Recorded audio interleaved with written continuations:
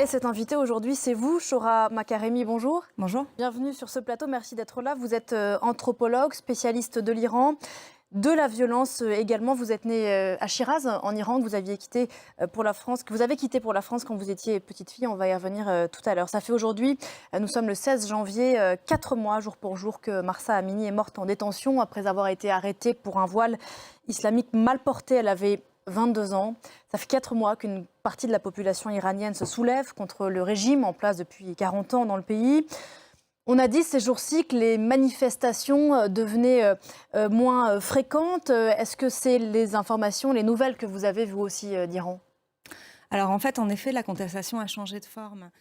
Et quand vous parlez de la société, pour rebondir sur la femme qu'on entendait à l'instant dans le reportage, qui est plutôt, a priori, traditionnelle, quoi, quelqu'un de religieux, et qui dit, voilà, moi je mets le voile, c'est mon sujet, mais ça ne devrait pas être le sujet de tout le monde. Quand on dit la société iranienne, c'est quelle part de cette société iranienne? Parce qu'il est là aussi l'enjeu.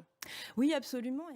Oui, et pour reprendre ce que vous disiez à l'instant sur le mouvement dans le bazar, si les manifestations sont moins nombreuses, le rythme des manifestations et le fait qu'elles jalonnent comme ça les semaines, ça dit beaucoup, c'est important. Oui, absolument. En fait, Oui, l'exercice de la violence et de la terreur en ce moment en Iran prend plusieurs formes. Ce sont des sujets sur lesquels vous travaillez. Effectivement, il est militaire dans certaines régions, il est plus insidieux, là pour le coup un peu partout dans le pays. Et il y a bien sûr ces exécutions après des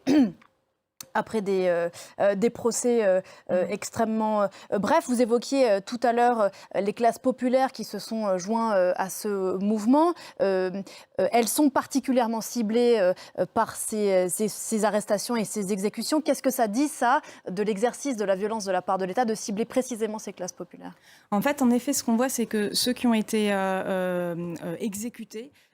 Et pour autant, vous dites que cette politique de la terreur menée par le régime, avec ces procès, ces exécutions qu'on a bien sûr déjà vues par le passé, notamment en 2010, après le mouvement dit le mouvement vert, eh bien, elle fonctionne moins bien. Il y a bien sûr ces condamnés à mort, mais dans l'esprit populaire, ça marche moins bien. Pourquoi? En fait, ça a été la grande surprise. Vous avez rappelé à l'instant que l'actuel président iranien Ebrahim Raïssi faisait partie d'un petit groupe de juges religieux qui ont condamné à mort des milliers d'opposants au régime. C'était en 1988. Parmi ces opposants, il y avait votre propre mère.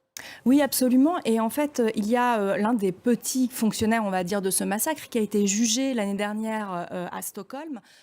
Pour revenir sur le temps plus court, en 4 mois de contestation, le régime, si on met de côté l'écran de fumée qui était l'annonce de la dissolution de la police des mœurs, dont on a bien vu que déjà elle n'était pas nécessairement demandée par la rue d'une part et d'autre part elle n'était pas réalisée, Oui. le régime n'a fait aucune concession. Alors en fait, c'est ce qui aussi distingue un petit peu, par exemple, 2022 de 2009. Je voudrais vous poser une autre question parce que c'est très intéressant. On a dit que les hommes soutenaient, enfin en tout cas une partie des hommes iraniens soutenaient le mouvement en solidarité envers les femmes. C'est peut-être vrai en partie, dites-vous, mais c'est surtout l'expression d'une solidarité ou en tout cas d'une participation de minorités invisibilisées plus largement en Iran qu'une répartition homme-femme, cette révolte populaire. Oui, moi ce que je pense, c'est que en fait, le féminisme iranien qui a une histoire longue. 4 mois de révolte en Iran. Merci infiniment, Shohra Makaremi, d'être venue ce matin sur ce plateau. On avait encore beaucoup de questions à vous poser, alors vous reviendrez s'il vous plaît. Merci infiniment.